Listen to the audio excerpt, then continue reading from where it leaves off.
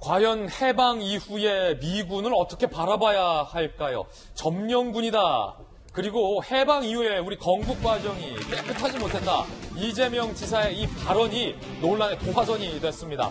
윤석열 전 총장이 정면으로 반박하고 나서면서 이재명, 윤석열, 이재명 간의 뜨거운 첫 승부가 이곳에서 펼쳐집니다. 먼저 이재명 지사의 이야기부터 먼저 들어보시죠.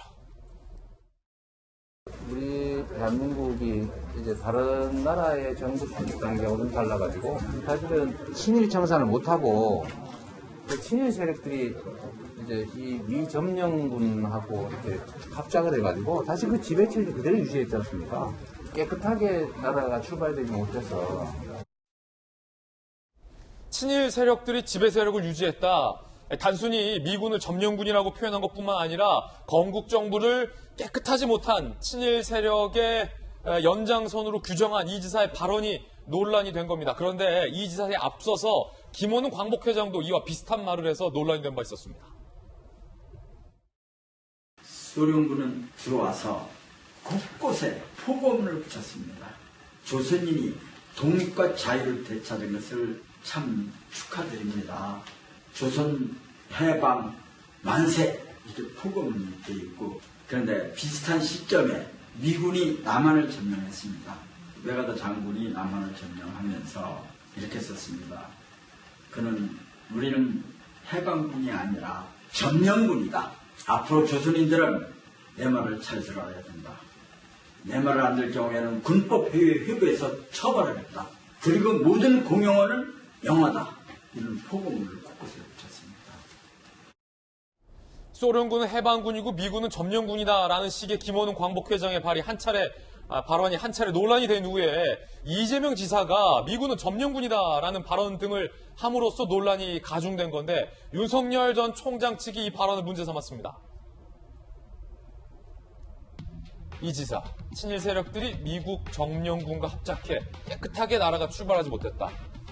단순히 점령군이라는 표현보다도 이 건국 정부의 성격에 대해서 깨끗하게 출발하지 못한 세력으로 규정을 해서 논란이 됐고요. 윤석열 전 총장은 한국이 미국 식민지라는 인식은 용납할 수 없는 셀프 역사 왜곡이다. 회계 망측한 망언이다. 라고 이 지사의 발언을 문제 삼았습니다. 윤석열 전 총장은 문재인 정부로 비판을 이어갔습니다. 캠프 관계자들에게 이 지사의 이 발언에 대해서 대한민국이 미국 식민지라는 북한 인식과 다를 게 없다라고 얘기했다라고 한 매체는 보도했고요. 광복 회장의 미군은 점령군, 소련은 해방군이라는 황당무계한 망언을 이 지사가 이어받았다. 국정의 최고 책임자인 대통령이나 청와대가 어떠한 입장 표명도 없다는 것이 더 충격이다. 라며 이 지사 등을 비판했습니다. 오늘 많은 언론들이 이재명, 윤석열, 이재명 두 주자의 정면 충돌, 처음 충돌입니다. 대서특필하고 있습니다. 여야를 대표한 두 분께 먼저 묻겠습니다. 먼저 박정화 전 대변인 어떻게 보십니까? 글쎄요, 지금 제가 여기 앉아있는 2021년인가요? 2021년에 대한민국에 제가 어떻게 앉아있는지를 전체적으로 부정하는 논란이라 굉장히 저도 좀 당혹스럽고 이런 상황인데요. 윤석열 전 총장이 사실은 정치 현안에서 처음 얘기를 한 겁니다. 이게 지난주 출마 선언에 있었던 대한민국의 정체성 이런 걸 얘기하면서 본인의 색깔을 분명히 드러내고 정치 현안에 대해서 본격적으로 얘기를 하는 거라고 보여지는데요. 이것과 상관없이 이전에 저는 김원훈 광복회장이 얘기했던 것, 그리고 이재명 지사가 얘기했던 것이 과연 우리 보편적으로 우리 대한민국 국민들이 갖고 있는 생각과 같은가라는데 굉장히 의구심을 갖고 이 지사의 발언에 동의할 수 없다는 말씀이신 거죠? 저는 그게 어떤 근거로 나왔는지 잘 모르겠어요. 제가 대학 다닐 때 잠깐 봤던 그런 책에서 나왔던 논의들인 것 같은데, 먼저 말씀드린 것처럼 현재 있는 우리 대한민국이 저런 인식하에서 만들어진 건지에 대해서 저는 전혀 동의할 수 없는 상황이고, 대부분의 사람도 저게 무슨 근거에서 나온 얘기인지 당혹스러울 거라고 저는 생각을 하고 있습니다. 전재수 의원님 어떻게 보십니까? 제가 생각을 하기에는 이 21세기 대한민국에 엊그제 보니까 유엔의 웅커타드라고 이 유엔 기구인데, 이 유엔 기구 웅커타드에서 발표한 바에 의하면은 대한민국이 이제 해방 이후에 처음으로 우리가 이제 선진국으로 분류가 됐습니다. 웅크타드 역사상 최초죠. 개발도상국, 그러니까 원조를 받는 나라에서 선진국으로 분류가 되는 것은 웅크타드의 역사상 처음 있는 일이거든요. 이처럼 대한민국이 세계에서 차지하는 위상이라는 것이 날로 이렇게 빠르게 변하고 이 세계로부터 인정받는 나라가 되고 있는데 아직도 이 역사 논쟁을 한다는 것이 참 아쉽습니다. 더더구나 양당을 지금 현재 이제 양당을 형성하고 있는 두 분 사이에서 역사 논쟁이라 또 아쉽다는 측면이 있고요. 그리고 이것이 역사 논쟁을 넘어서 이념 논쟁으로 확산되는 것은 더더욱 저는 바람직하지 못하다는 생각이 듭니다. 예를 들면은 이재명 지사의 경우에는 264 문학관에 가가지고 이 발언을 한 것이죠. 사실은 이제 1945년 이제 8월 달에 대한민국 정부가 수립이 되는데 아쉽게도 그 전에 이제 반민족 행위자 특별위원회라 처벌 특별위원회라는 반민특위가 이제 명동에 있었는데 일본 경찰로 이루어진 사람들에 의해 가지고 강제 해산을 당하고 그러면서 대한민국 정부가 친일 청산을 완전히 하고서 이렇게 출발하지 못한 그런 아쉬움이 있는 것이죠.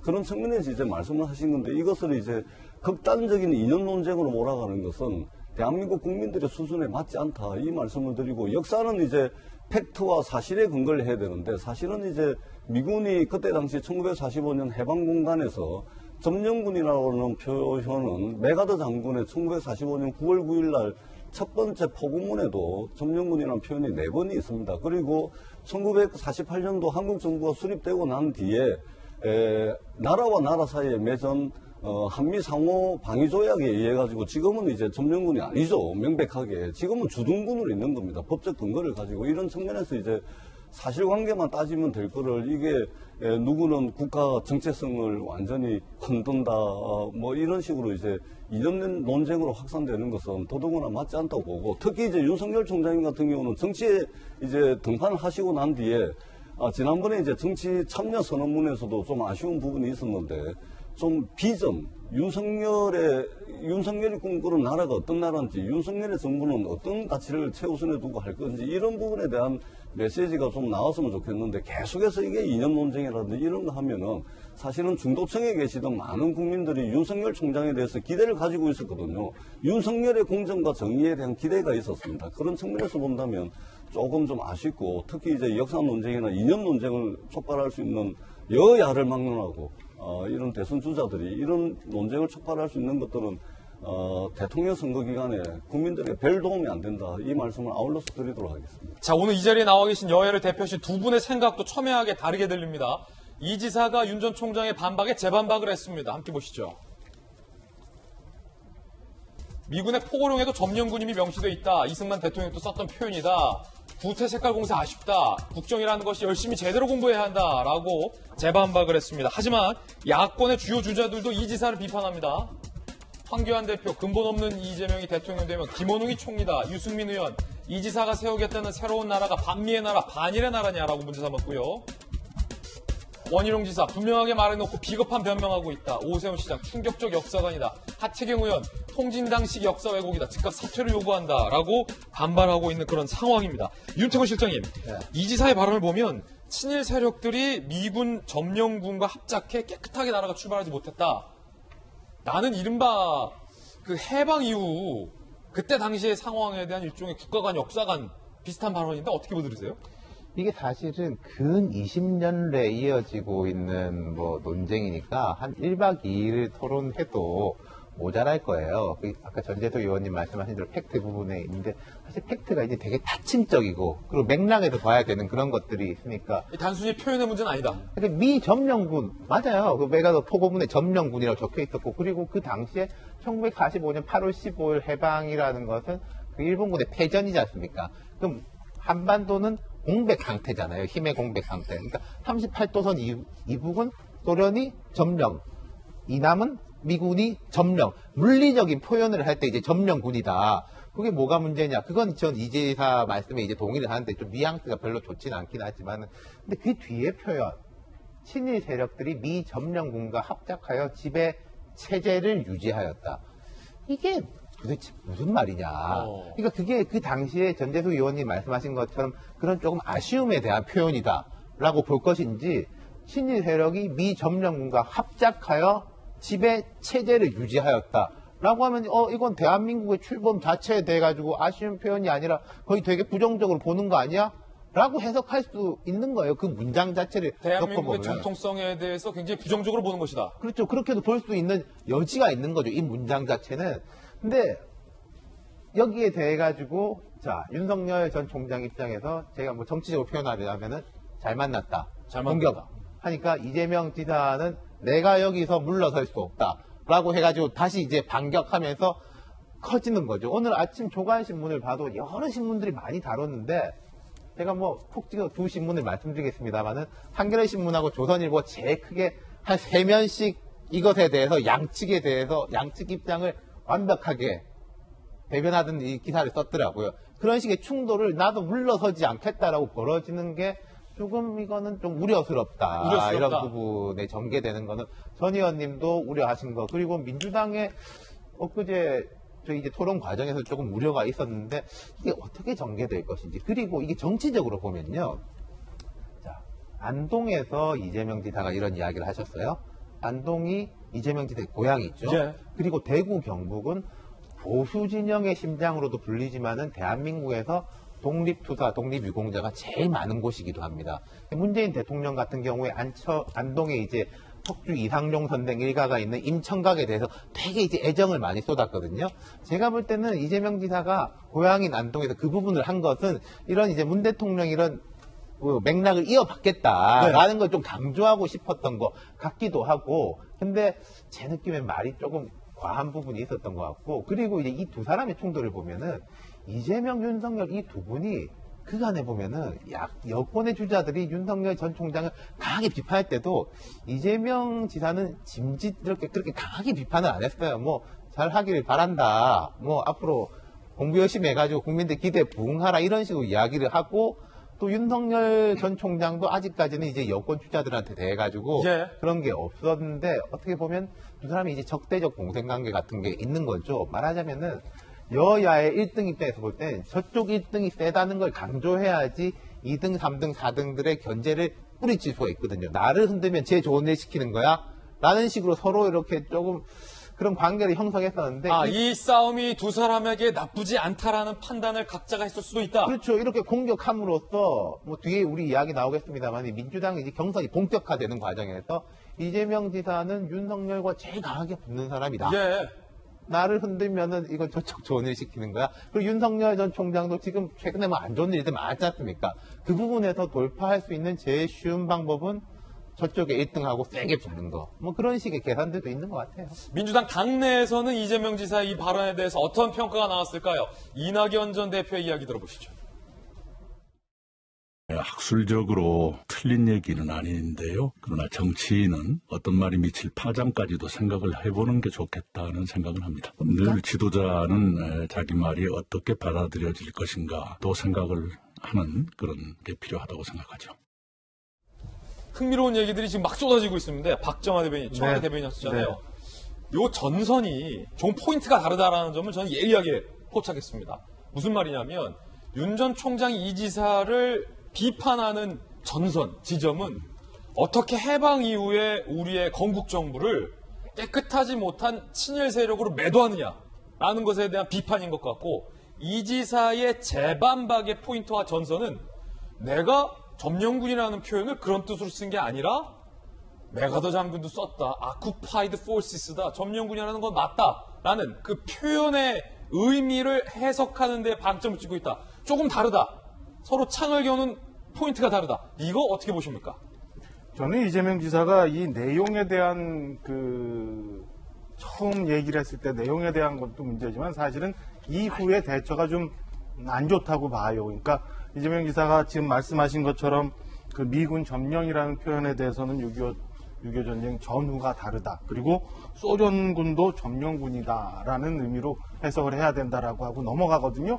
사실은 본인이 했던 얘기의 취지는 좀 전에 말씀 주신 것처럼 우리나라 건국이 우리나라가 지금 굉장히 잘못되어 온 상황이다. 친일청산을 제대로 못해서 잘못되어 왔다라는 데 방점이 있는데 그걸 애써 또 피해 나가려고 하는데 저는 좀 우리 야권 주자 누군가 말씀하신 것처럼 비겁한 해석이라고 보여집니다. 그러니까 이재명 지사가 본인과 관련해서 기본소득 문제에 대해서도 토론에서 막 그 다른 후보들이 공격을 하니까 기본소득 문제도 애매하게 표현하고, 그 다음에 영호남 역차별 문제 논란에 대해서도 또 말을 바꾸면서 애매하게 표현하고, 저는 이재명 지사가 본인이 그럼 어떤 식으로 어떤 의도로 이런 얘기를 했는지 분명하게 얘기를 해야 되는 게 옳지, 말을 조금 흐리면서 본질을 비껴나가는 거는 정말 지금 여권의 제1주자로서 솔직하지 못한 태도이고, 앞으로 굉장히 많은 논란들이, 이 주제뿐만 아니라 굉장히 많은 논란들이 있을 텐데 모든 논란들을 이렇게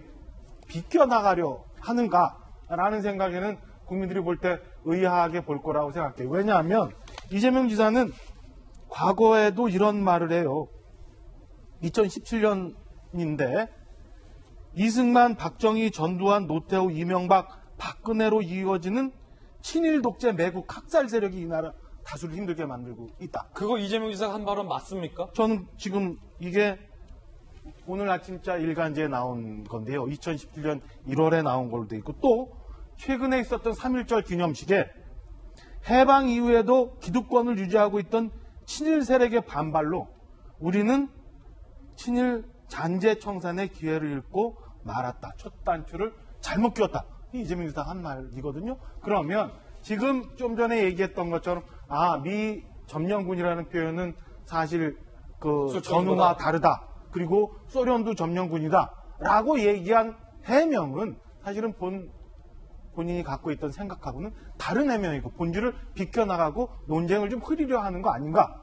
저는 이재명 지사가 이런 역사관을 갖고 있고 이런 국가관을 갖고 있다면, 그리고 이거에 대해서 본인이 분명한 생각을 갖고 있다면 이 문제 떳떳하게 얘기해야지 왜 또다시 프레임 전쟁이냐 아니면은 뭐 역사를 제대로 못 해석했느냐라고 몰아갈 일은 아니다라고 생각을 합니다. 박정화 전 대변인의 생각 들어봤고요. 전재수 의원님의 생각도 궁금합니다. 저는 역사 논쟁, 이념 논쟁을 보면서 좀 아쉬운데요. 일단 이낙연 대표님 말씀대로 이게 정치 지도자가 되고자 하시는 분, 특히 이제 대통령 선거 국면이 도래했지 않습니까?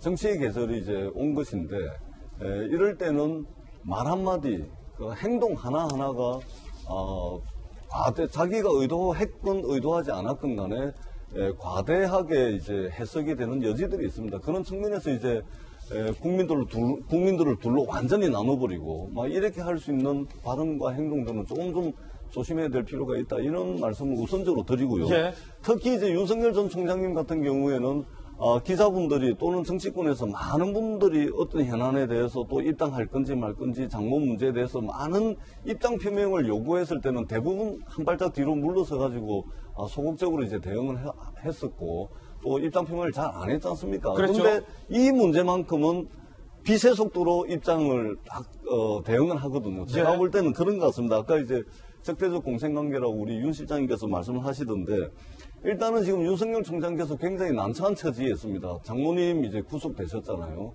그리고 뉴스가 이제 그쪽으로 많이 이제 흘러가고 있죠. 그런 측면에서 뭔가 이 문제, 역사 논쟁, 이념 논쟁을 가지고 국면을 확 좀 바꿔야 되겠다. 장모 구속으로 여론이 흐르는 거에 명확하게 선을 딱 긋고 내 무대는 여기다. 그렇죠. 예.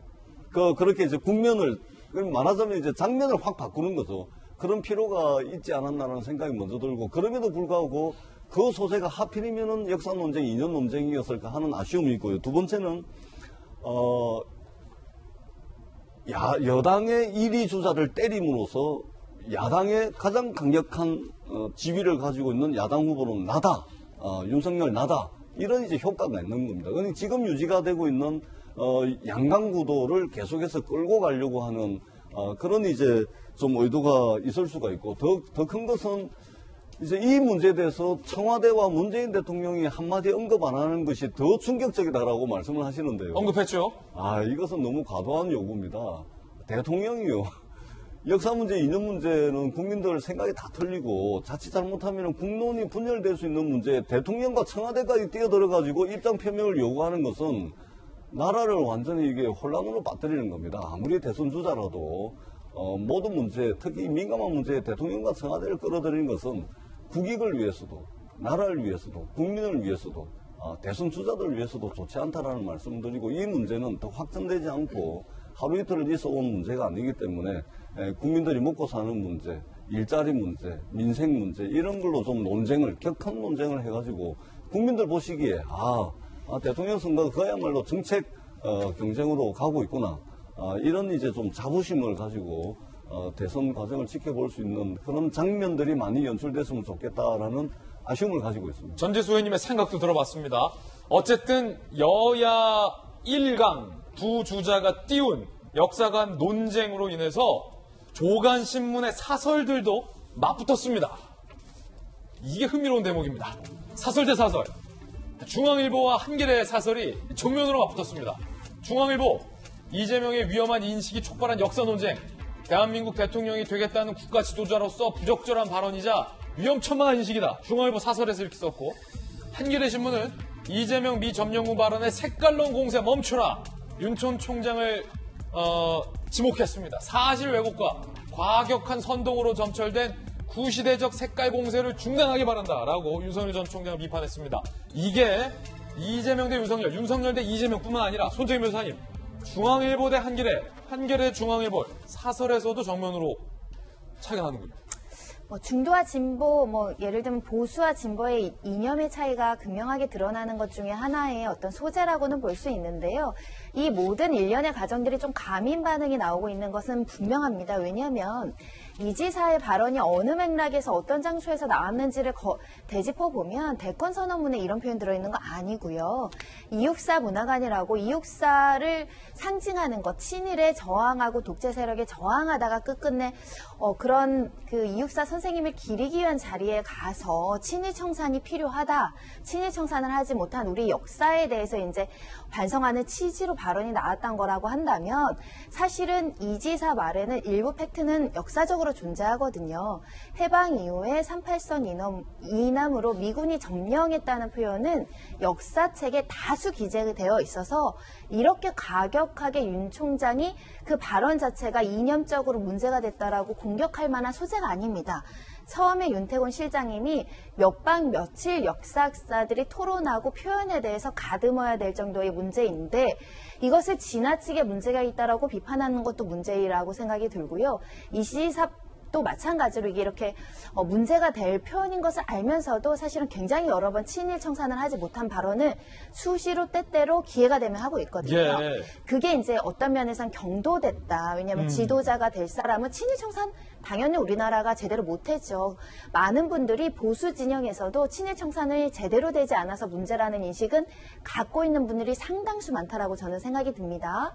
그렇지 않다면 수십 년 지나서 우리가 반민족 행위자라든가 이 친일 관련한 재산을 환수하기 위한 특별법을 만들 정도로 노력할 필요가 없었죠. 왜냐하면 해방 이후 해야 될 일을 못했기 때문에 수십 년 지나서 우리가 했던 것은 팩트입니다. 친일 청산을 제대로 하지 못했다는.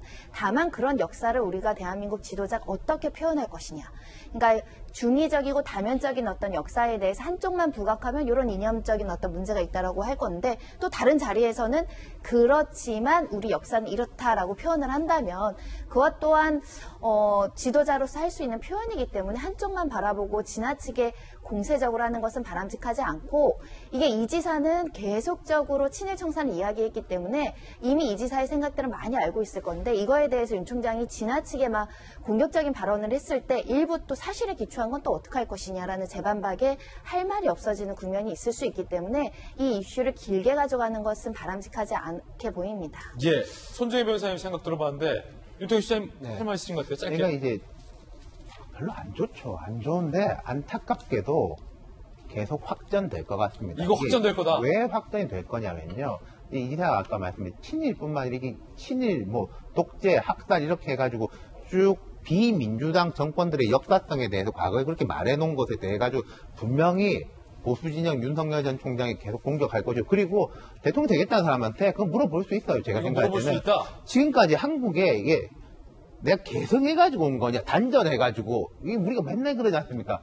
이거 여야 할 것 없이 새 나라를 세우겠다. 아니, 맨날 나부터 새 나라를 세운다 그래요. 그런 식에 대한 질문이 있을 수가 있는 것이고, 거기다가 이제 여기서 사드, 미국, 중국과의 이제 관계, 외교 문제, 이런 것까지 쭉 확산될 것 같은데, 저는 확산되는 건 어쩔 수 없는데, 그나마 조금 긍정적으로 내용 있게 확산이 됐으면 좋겠다 그런 생각입니다. 상당히 흥미로운 주제입니다.